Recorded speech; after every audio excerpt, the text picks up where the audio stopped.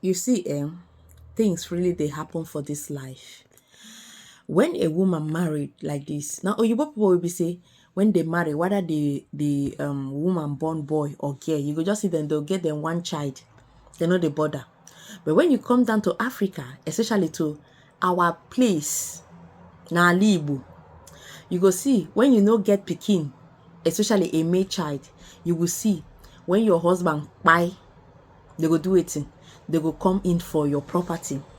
But that time where we say that man was busy sourcing that property, that time where we say that man was busy doing what? The man was busy going hungry just to make sure say he acquire one or two things. You were nowhere to be found. You were nowhere to be found. You were gallivanting. You were misusing your own opportunity. But because that man no get long life, in buy for small pikin. And then you think you can just enter the man's compound to do what? To take away a hard-earned sweat away from his wife and children. Then you must be joking. That is why they tell man or woman, before you enter any marriage, make sure say waiting, you go do court marriage. You are not doing it for yourself, but you are doing it for the future, because nobody, our people will say, she dime.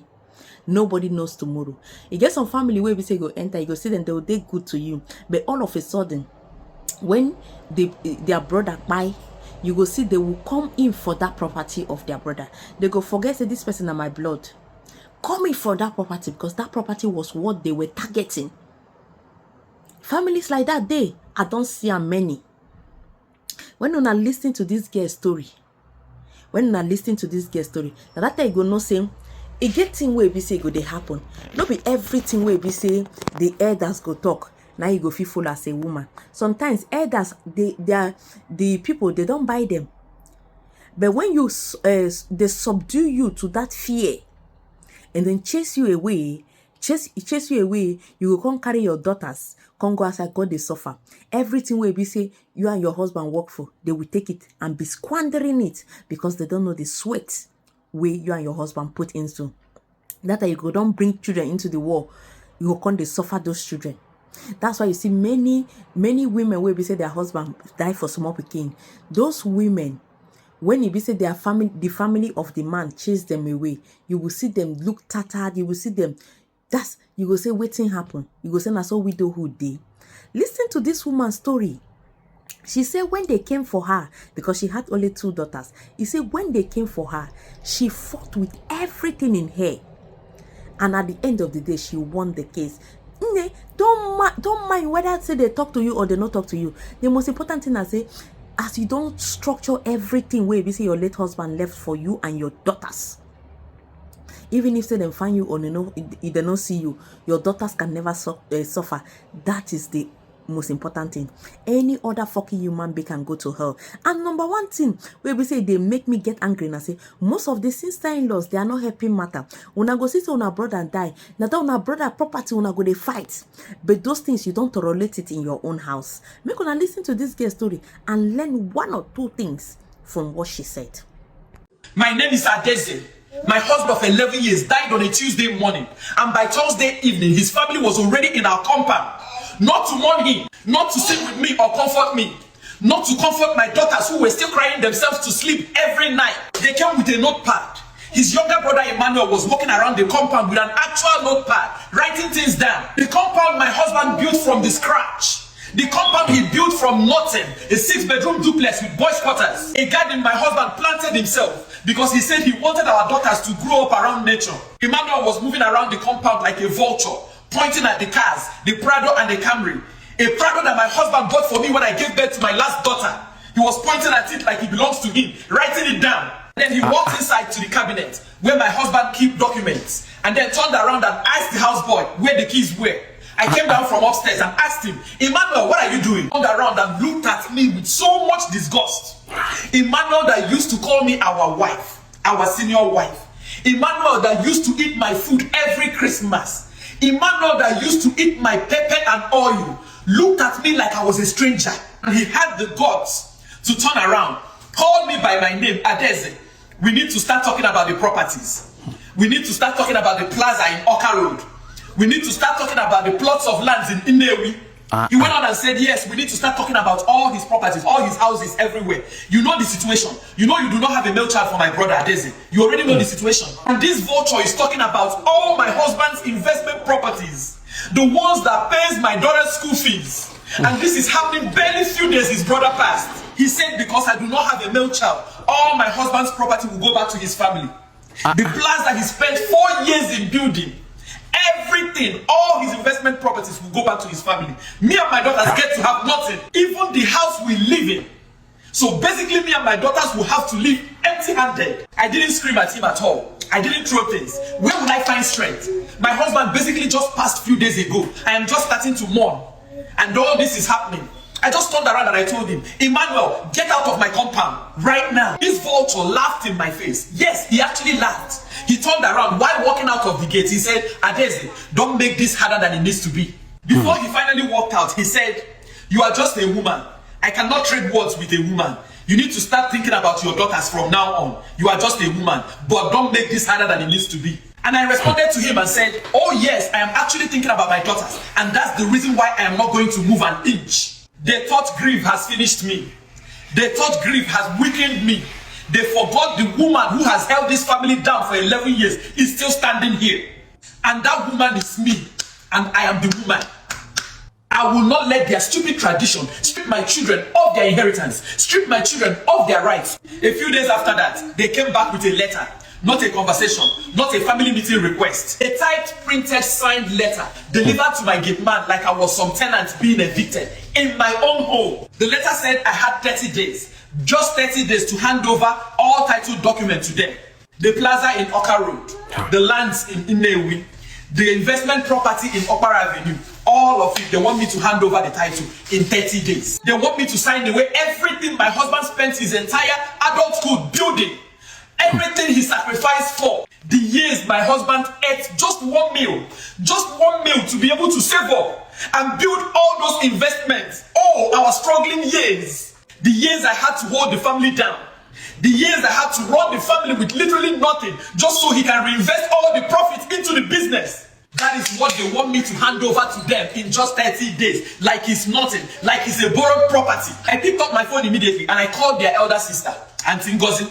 The one who danced at my wedding. The one who said I was the best thing that ever happened to their brother.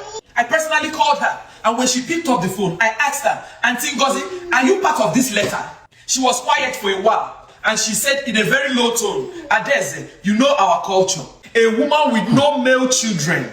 All the property goes back to his family. You should know this. This is our tradition. It is not wickedness, it's our tradition.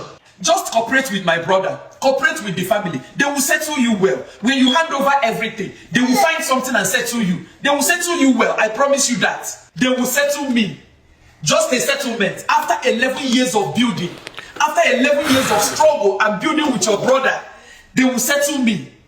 And this is not as if I do not have any child at all. I have kids, but they are girls. So now they are telling me that my girls do not have claims to anything that belongs to their father. After that call, I sat on the kitchen floor and I cried. Oh, I wept, I cried. Deep, ugly cry. You know the type of cry you hide from your children. I cried to my satisfaction. After crying, I picked myself up from the floor, wiped my eyes and went to go make dinner for my kids. And when my kids went to sleep that day, I picked up my phone, laying down on my bed that night, and I searched for the best property and estate litigation lawyer in the state. Because I will not let their stupid tradition strip my children of their inheritance, strip my children of their rights, at least not while I am still breathing. I scheduled appointments with a lawyer.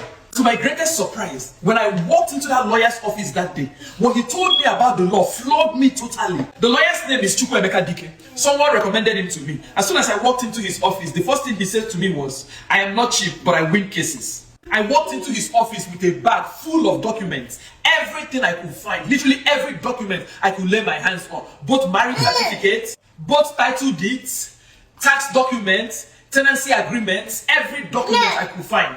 He spent basically 30 minutes going through these documents, one after the other. And then he looked up and said, Mrs. Adeze, are you aware that under the Anambra State Prohibition of Infringement on Widows and Widowers Fundamental Rights Law, and under the administration of estate laws, Your daughters have equal inheritance rights to their father's property. And your husband's family have zero rights to claim these properties. And I took a deep breath and I asked him, but why are they doing this? If they know all this information, why are they doing this? He replied me and said, because a lot of women don't do this. A lot of women do not fight like you are fighting right now. That is why they do it. After he said that, I felt some kind of relief, a big relief. And that got me thinking. So Emmanuel walking around my compound with a notepad, taking notes of the property.